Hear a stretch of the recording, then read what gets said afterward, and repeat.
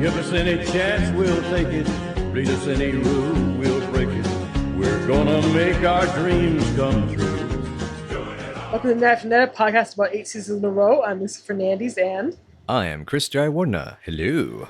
we're here to review the season 3 episode Laverne's Arranged Marriage, directed by Alan Rafkin and written by Emily Marshall. And I'm pretty sure Chris must have some facts about these folks. Yeah, that's Rafkin. I got to start getting more details on because, I mean, gosh, we're going to be here. He's going to be here a while, so I've got to have something to talk about. Main thing is, in this episode, you get a chance to see him doing a little bit more work with his coverage, and particularly, he's really good at directing the actors in this one. This is this is more specifically regarding stuff that we'll talk about in the episode. But there's scenes towards the end that you can see he really. TV directors don't typically get a chance to really work with the actors too much, per se. You're basically just there to make sure stuff gets done. But you can see that there's, wherever you can, you make your mark. I feel like he made it on this one. Yes. As to the author of this episode, Emily Marshall, Emily Pudlam Marshall, I believe is how she's credited in the episode. Yes. Yes. It was her only episode of Laverne and Shirley, but she would write much more for television. She also was a Rhoda story editor for a handful of episodes and did some Newhart and Mary episodes in the 1980s. Oh, it's neat. That is super cool. I didn't even know she had that much of a resume because I had never ever heard what she did besides this one episode of the show. And here is what said episode is about. Fearing that his daughter will end up single and alone, Frank brokers a marriage for Laverne with Vito, the son of a mozzarella magnate, via a matchmaker named Marcello. He expects Laverne to just go along with the ceremony, but his independent daughter throws a monkey wrench into his plans, resulting in a full-on estrangement and the silent treatment. In the end, it's up to Shirley to set things right between the two warring factions of Clan DeFazio. Meanwhile, in eavesdropping, Lenny and Squiggy mishear Frank's attempt at matchmaking and come to believe that he's trying to have them killed, which results in a whole lot of buttering up for Laverne and Frank. What'd you think of this episode? I remember as you were going through, we were watching this together, and you kind of warned me I was going to be really mad at Frank. Yeah. Oh boy, was I mad at Frank. Yeah. For a lot of reasons. That said, it confronted the issue head on, and I enjoyed that about it. Especially given that it's set during the 1950s when in the old country, quote unquote, the old country for those that had come to America, that was still, practices were still going on of setting up arranged marriages and things of that nature, and dealing with the fact that finally generations pass enough that the kids have to start either, part of it is assimilated into the culture of the United States, and also it's that the times are changing. More independence is being had by the youth. And I think they handled that really well. And the performances are fantastic throughout, and there's a lot to get into. So, yeah, I enjoyed it despite the fact it's uncomfortable. To kind of see things from Frank's perspective, his marriage to Laverne's mother, Josephine, was arranged. And they were very happy together and very much in love. So he looks at his daughter and thinks she's depriving herself of true love. So that kind of explains his motivation. But it's a really bad motive if you really think about it in the long run, just as Shirley points out, because she's not picking and choosing the person she wants to be with. Mm-hmm. She's just going with this guy that that her father thinks is great. And he might not be. He might not be good for her. He might treat her badly. Exactly. Yeah. And the fact that it's even this arranged marriage with somebody that basically looks like a Godfather gangster type, and I mean, even the guy that he's the matchmaker he comes that the Martino comes in with is, they look like Italian gangster characters out of movies. They it makes perfect sense for Lenny and Squiggy to make the mistake. Yep. Poor Lenny and Squiggy, they try so hard in this episode not to my God, die. they do. They do. Everything they can think of, they throw at the wall here. Mm-hmm. Yeah, I love the, as I was talking about Rafkin directing, with more sense of coverage. I mean, I love the wonder who he could hate that much, and the pause, the cut, the realization, and then just, it jumps immediately to, but I don't want to get my legs broken. Lenny. That's so good. Poor Lenny. Poor Lenny from the Italian section of Poland. Oh, God. Oh, God. I forgot that line. Oh man. And Squiggy's line is even better. That his mother has known Italian men intimately. Oh. This was so good. That is definitely getting crap past the radar. That's beautiful. No kidding. But going back to Nick Martino, the Mozzarella King, which I love. That's his name and that's his profession. I guess apparently he went into the cheese business instead of joining his relative in making 1970s sexploitation and giallo movies. Yeah. I'm just gonna leave that settle in. You know what? You can look that up if you like. If you get the joke, great. If you don't, we're good. Move on. But Martino is played really well. I love that, and I looked up who the actor that plays him is because I mean, it's a walk-on role. He makes all this presence. It's Johnny Desmond, known for Blansky's Beauties again, but primarily was a singer in the 40s, 50s, and 60s, and was even a member of the Bobolinks. And occasionally worked as an occasional B-movie actor in the 50s and 60s, mostly, TV guest spots. Tragically, though, this was his last on-screen role before his death in 1985. Now, he may have been doing other music stuff that just doesn't show up on IMDb, but I thought that was interesting. That's really neat. I had no idea that that's what he was doing.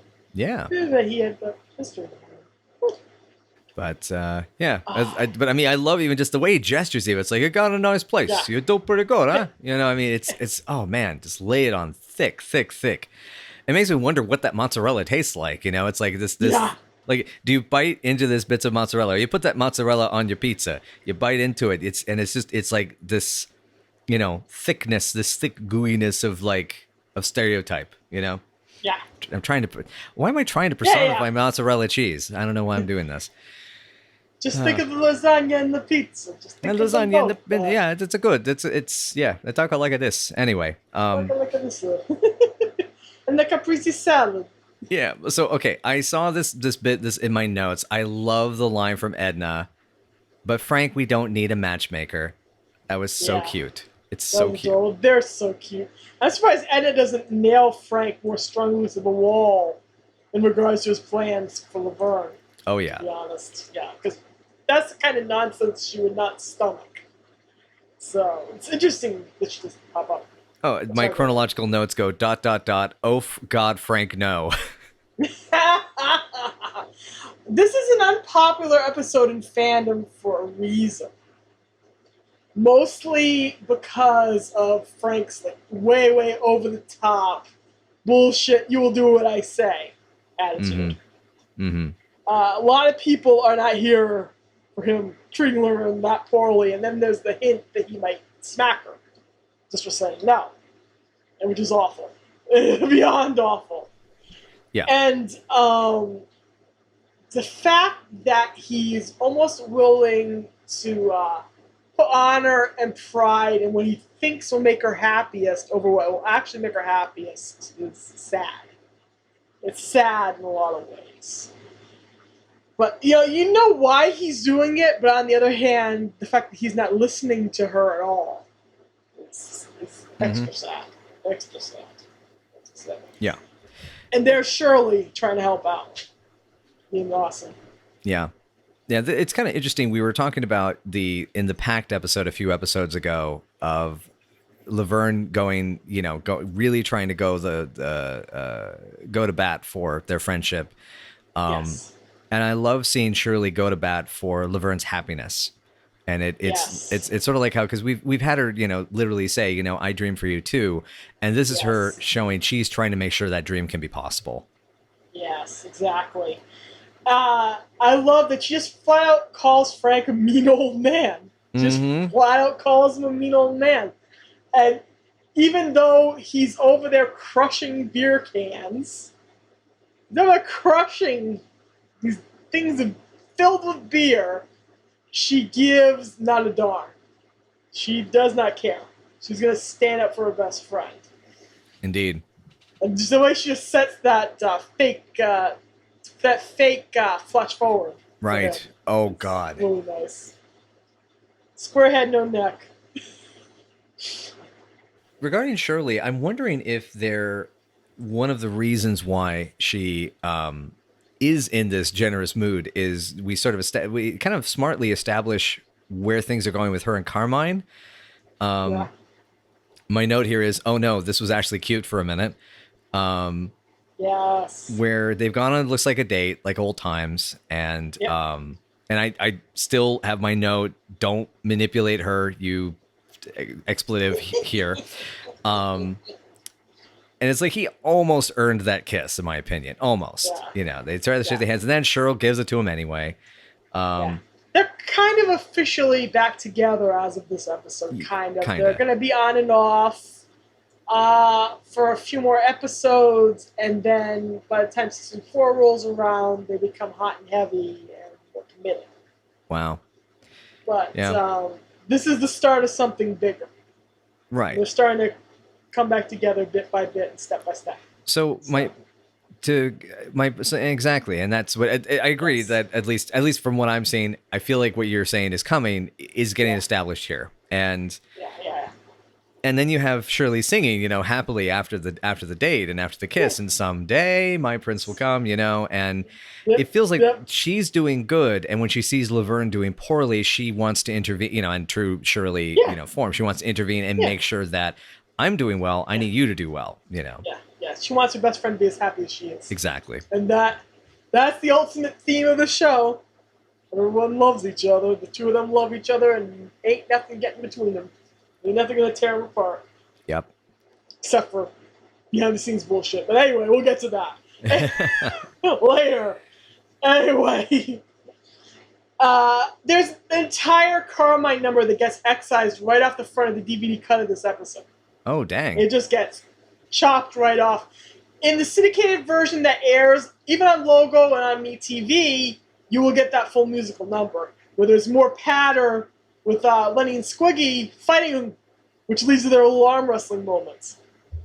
So interesting. That gets chopped out. It's really annoying. Yeah. They chop that out. It's kind of cute. I mean, it's not like we're at. Listen, CBS. We're not asking for you to somehow exhume the pie fight scene from Doctor Strangelove here. This is actually doable. Yeah. There are full episodes of this show, almost I think it's actually every single episode that ever aired, that sit in preservation at the Paley Center in New York. So those edits exist. They have been preserved, and all CBS has to do is put them out. And they have not. And they refuse to. And it's like, we're willing to give you money. Let us give you money. We want money. You won't let us. I mean, if that is the case, I have literally bought a sitcom twice. If you know me, you know that doesn't happen. Yeah. This show's special. This show is special. Yes, Yeah, you could go to the Paley Center, sit down, and watch these episodes uncut in the original condition in which they air. And the only other place you can see them uncut are on the Columbia House VHS tapes that were released back in the zeros, or back in the late 90s, right around that time period. But that's the only place uncut episodes exist for this show. And it's ridiculous that they put them out cut on DVD. They should not be syndication edits except for the music rights nonsense. This is my dumb little opinion. Use everybody's opinion. Use everybody's opinion at this point. It's a lot of fans' opinion. I mean, it's a case of if there was something that's cut, you know. I mean, it should be there. You know, it should be understood. It should be there. We should be, you know, the ones to judge. Anyway. Yes. But yeah, it's always. I did feel like in this one, it's a cleaner cut than we've seen in others, at least from an audio perspective. Although the music substitution helps a lot that they put in, because I think it helps cover up the edits. But yeah, sigh. The only musical substitution that I've ever found egregious is the one that they use in Look for Your Leap. They completely cut out once that is called Once in Love with Amy, Always in Love. So I think it's just Once in Love with Amy, a Frank Sinatra number that Carmine is singing. And they mutilate the audio because they have to cut out all of his singing, but you're also missing the audience reactions, like them roaring when they find out Laverne's not pregnant. and little bits of reaction from the guys and from Edna, and it's just ridiculous. It's ridiculous. It should have been paid for, and that's my dumb little thing. It's an opinion. It's not a dumb little opinion. It's an opinion. Besides, we have a podcast. We don't have dumb little opinions. We have opinions that get spouted off on every week, and no one can stop us. Power, unlimited power. Yes. Speaking of unlimited power, I suspect that is where Laverne. I'm beginning to realize I have this theory. Laverne's courage comes from the L on her wardrobe. Because that would explain, if she is running away, she had to get layers and layers and layers of L's on top of her. Yes. And making sure that she is never, ever going to be powerless out there in the big, mean world. That's her superhero power, producing L's. She replicates L's everywhere. Exactly. But I love that. I love how the audience is so into the layers. You can hear so many laughs that she takes off another layer, and there's another L. Take another layer. There's another L. Yeah, it's like it's I want to say it's like five layers, I think, total. And she almost takes up her sweater, which she's just got her bra on underneath, which you can even see through it on the reverse shot. But and it's just like, oh boy. Was it just me, or were those pants very like almost anachronistic practically with the stripes? Kinda. What's more egregious is the collar on Carmine's shirt in The Cruise Part 1, which we're about to review next episode. Yes, I know which one you're talking about. He has a huge-ass, wide butterfly collar, which he should not have at all. Right. And that happens repeatedly on the show, in the men's wardrobe department. Yeah. Ah, well. But anyway, this had a great door gag. This episode had a great door gag. God, yes, it does. Yes. Yeah. If you marry Vito, well, you know what your kids will look like? Hello. I love another line they get past the censors. When I get done plumbing up your pipes, you can kiss your leaks goodbye. I don't know. Maybe that's just my brain taking it a certain way. Yeah, that's fairly innocent. They could be taken in dirty fashion. So borderline. Yeah. I loved that one moment where Laverne's saying that she wants to be happy in her marriage. And Frank goes, nobody's happy. And he yells at everybody who's eating at his restaurant. Everybody happy? And they go,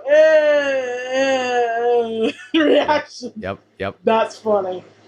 That's super funny. I mean, if we're moving into that element, what I love overall about her confronting him is that the chemistry and the looks between each other, you can see that Phil and Penny have worked on these characters for so long that Pop and Laverne feel very real as father and daughter. The chemistry is there.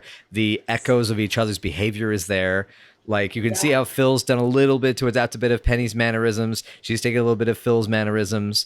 And so they, because it reminds me when Joe Wright did, he adapted Pride and Prejudice after he had done Atonement.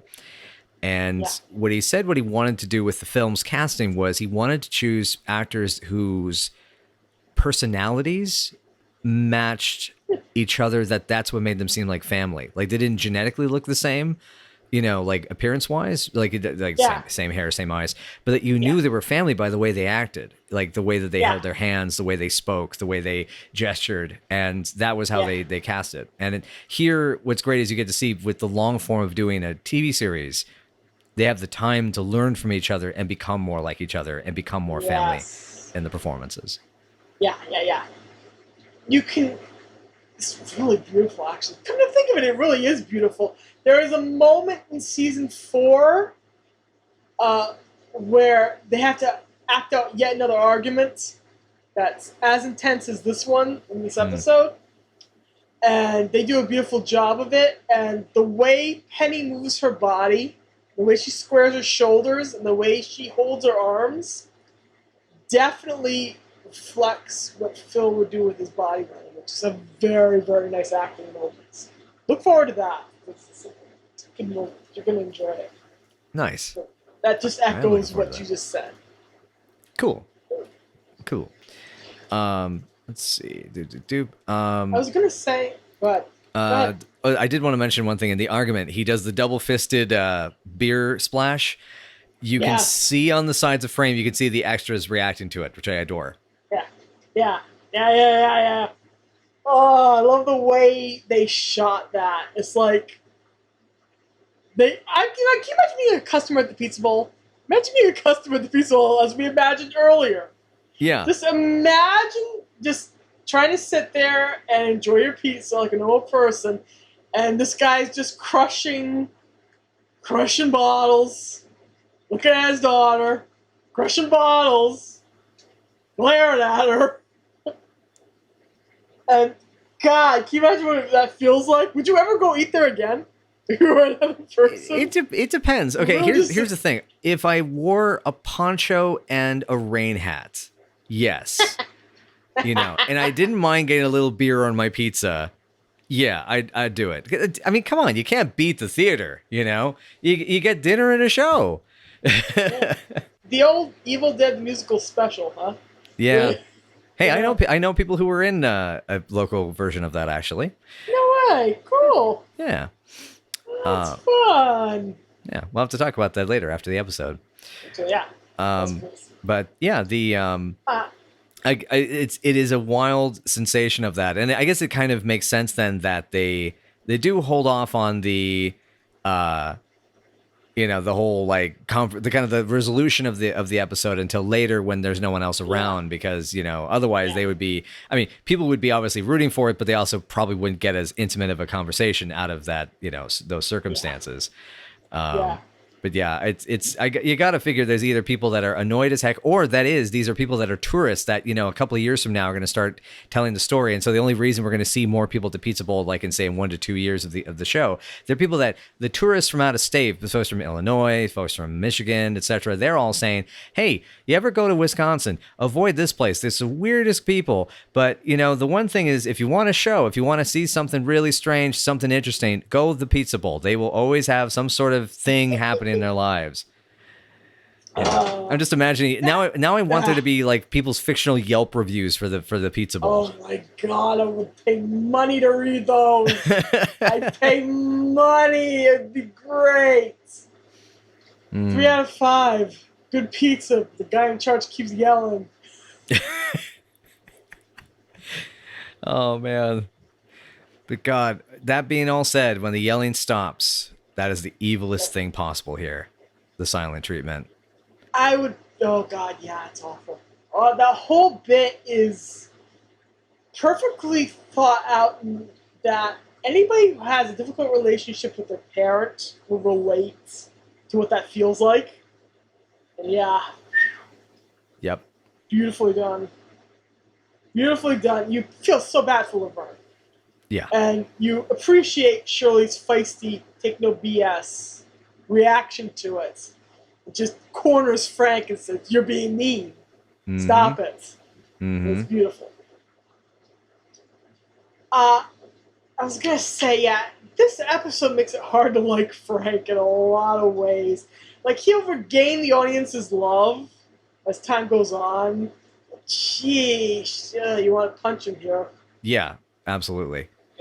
Yeah. My notes are yikes, this is pain. Oh, Jesus Christ, Pop, no. And yikes again, and youch. Yes, that's basically... Relatable. Yeah. And the intimidation with the beer can thing, God, I hate that stuff. It's something, my own temper used to do that with me, and I used to react that way. Long time ago. I thankfully haven't been like that in quite a while, but it's a very... That type of threat is just, don't do that to people. Don't, because, the thing is, you're going to regret it yourself more than anything.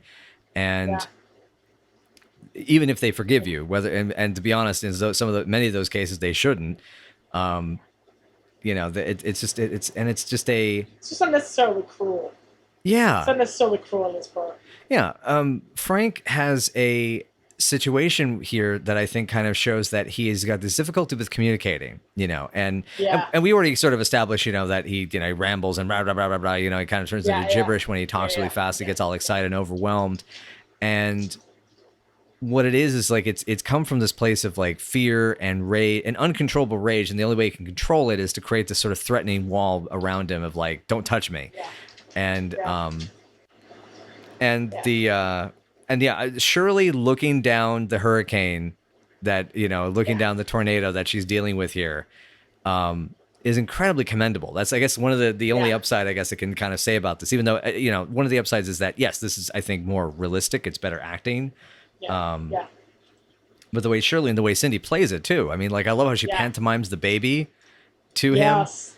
him. Yes. And then when he even pantomimes giving it back, and then she pantomimes Yeah. carrying it, and like that Yeah. connection, Yeah. is very, Yeah. Beautifully acted. yeah, that's the word I was thinking. Beautiful, yeah. Yeah. But yeah, he's gonna have to work to redeem that. Laverne starts to cry. The baby starts to cry. Little Frankie starts to cry. Jack Parr starts to cry. Jack Parr always cries. Yes. Yes. Yes. Yes. Beautiful. Mm. Beautiful. Funny. Funny as heck. And also touching. This episode strikes such a nice balance between actually ripping your heart out because you feel so bad for Laverne and being really funny. Yeah. All the stuff with the boys is funny. That tag scene is touching and funny at the same time. The tag scene is one of the best tag scenes that Certainly. exists in Yeah. the show. The nickname. Yeah. Messy pants. Cindy, and I love the audience reaction to it. It's so good. Yeah. Can I be kitten princess? Can I please? Poor Shirley, she wants a dad so badly. Yeah. Oh, I don't know. Maybe some point that'll get fixed at some point in the future. That's not me making something inappropriate. I get you might have got it. I got I wasn't thinking of filth. I was thinking about the end of canon. That's all I'll say. Oh no. Okay. I'll say nothing. Oh, now I feel worse. Nothing. Okay, so let me Nothing. my brain bleach this out of my brain, but one of the most poignant parts of this ending, the conclusion, and they're trying to make up at the end. Yeah. And I love how you mentioned the two layers. I don't think he's good enough for you. And it's like, did you know he's got no neck? And like just a little nod. And I'm not a kid anymore, Pop. And he goes, I don't know where it happened, but you became a woman. As yeah, time does it better. It does that. And then he's like, you're not my little muffin no more. To which I have a response to that. You don't have a little muffin no more, Frank, but you got a big Costco muffin. That's even better. He has He has a crumpet. He has Yeah. a crumpet now. There he goes. He has a crumpet. He has one of those huge cruffins now. One of those huge yes. king-size muffins. The Texas muffin. He has a Texas muffin. Yes. Those giant muffins that are twice the size of your hand. Yeah. Great. Now I'm trying to figure out, do Now I I'm want a just Texas hungry. muffin? What do I want more? A family-sized pizza or a Texas muffin? Have one in the morning and have the other now. Yeah. You know. Yeah. Yeah. I was going to mention, the story with the boys does not get a resolution, does it? No, it does not. Tries not. What it'd be interesting is if it had okay, like this is just okay. If I may fan headcanon for a second. Yeah. The boys are going down a dark street and they're skittish, looking around. They know that anything could happen at any time. They turn the corner and there he is, Nick Martino, the mozzarella king. They kneel, they beg, they sob until finally Nick steps towards them, puts his ring to the lips for a kiss, and then says, "You're going to only eat my cheese on any pizza, sandwich, or lasagna that you have for the rest of your life." And they say, yes, cheese father, yes, cheese father, yes. And he nods. He goes to his car and he drives away. That's fun. Come on, that's fun. That's good. That's good. The easy solution would just be to have the two of them walk in when everybody's hugging at the end of the tag scene. Oh yeah. And then they try to get involved in the hug and everybody's grossed out. Well, Yeah. there you go. There's your button scene. That's good. That's good. Yeah, but overall, it's very sweet, and the ending does work in a very Gary Marshall kind of way. But, oof. Yeah. It's an emotionally taxing episode. Yeah. Yeah, taxing. Yeah. Yeah. So what are we rating this one? Oh, this one is a solid 8 for me. This is really good. I love the dramatic parts of it. I love the Lenny and Squiggy subplot. It just needs a resolution. I'm disappointed it doesn't have one. All the acting is superb. Everything about Laverne and Shirley's friendship as Shirley just stands up and gets between Frank and Laverne and says, no, shut up, you're going to be good to her or else, is wonderfully handled. Mm-hmm. I could have used a little bit more Edna, I think, maybe. Mm-hmm. Mm-hmm. But, otherwise I don't have too many complaints about this one. It's properly heartrending. Frank learns the right lesson. It's not about Laverne learning the lesson. He has to learn it. So, I really like this one. What's your ranking? Cool. So I had set it a little lower, and when I wrote it down, which I'm realizing after this session of recordings, I'm not going to do that again. Because my mind has a tendency to change as we discuss the episode, because as I go through my notes, I realize, oh yeah, I really love that part, or I really dislike this part. So for this one, I think I'm going to give it like a 7.5 to an 8. I think what it is just that viscerally, I responded very strongly to the to Frank's behavior. Because I've had family members that have been like that. I've heard so many stories within families that have been like that, of family expectations. So there's kind of loaded elements for me, but the way it resolves the story, you're right. I mean, and absolutely, the performances make this so powerful to watch, and it's taxing, but it's good. It's really good. Yes. I mean, it's it's like it's taxing for a sitcom. It's not. Yes. And especially one that we are super invested in now. It's not what is it, Scenes from a Marriage or something. It's not. It's not for a lighthearted show. That's why it's emotionally taxing. Right. Exactly. Yeah. So yeah, I think 7.5, probably close to an 8, but like it just, I guess the thing is, here's the thing for me and why I'm taking off half a point is just as a guy, as a person, as I'm getting older, I look at how other men treat women in these sort of situations. And as I understand, there are these traditions, and I understand why Frank is doing this, because he is concerned about Laverne's well-being, but his lack of communication, when she clearly has no problem, would love to talk with him. She doesn't have the barriers that he does. And he has a supportive, space around him with Edna working on him and needling him, as we'll see actually coming up. Edna even fusses with him at times, which is adorable. And I guess it's to me is like that half point is a reminder of men. We can do better. Men need to do better. And so that's me. That's my point. I get what you're saying.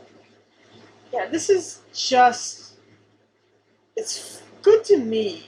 Why it's good to me is because it's so good at taking a look at this modern girl, modern for that era, and her old-fashioned dad, and just pits them against one another. But in the end, they love each other too much to just give in to the strife. And in the end, they love each other, and that's what's important, no matter what kind of values they subscribe to. I like that. It's a good point. Cool. It's a darn good episode. I do like this episode. I like it more upon rewatching it. Because it was interesting to me. I liked it more the second time around. Yeah. Well, the millionth time around, to be frank, because I watched this one too many times, the whole show. Yeah. Boy, second time around in the rewatch cycle that we're doing for the podcast. Right. Good job. That's it. Anywho. 40 bajillion times I've seen the episode, though. Right. Oh yeah. No, I have those I have those for my shows. I have those for my Gumby. I have those for some of my Godzilla movies. Yeah. God, that made me feel very much like a 7-year-old child saying that. Yeah. Anywho, so I guess I'll do it for today, yeah? Yeah. Cool. All right. Well, thank you everyone so much for being here. I'm just kind of slurring because we're kind of at the end of a long recording session. I still have a cold. And so if you would like to know more, please join us on the social medias. We can be found at Night After Night Pod on Facebook, Tumblr, and WordPress, as well as our YouTube channel where we have videos like this and of these podcast episodes. We probably should do something more on the channel by the time this episode goes live. But if you would like to be a little more direct, we also are on Twitter at NightAfNightPC. We help out with some of the watch-alongs that other people in the Laverne and Shirley fandom do, and I've started doing animated images. Animated images is what I'm going to say, so I don't get yelled at again. And I'm gonna yell at you for it. and so anyway, yeah, please join us for that. And so next time we'll have something kind of special, I think. Yeah, next time on. Next up, we have the show's first two-parter. It's about the girls going on a cruise on the sultry Great Lakes. Shirley falls in love with an ensign. Laverne falls in love with multiple sailors and throws up a lot. This is the cruise. Parts 1 and 2. Excellent. Well, hopefully you'll cruise along back onto our podcast. Join us next time. Thank you very much. I am starting to fade, so I'm just going to let my voice fade and drift away as I spin my chair this way. Bye. Thank you for being our sibling in Italianhood. Bye now.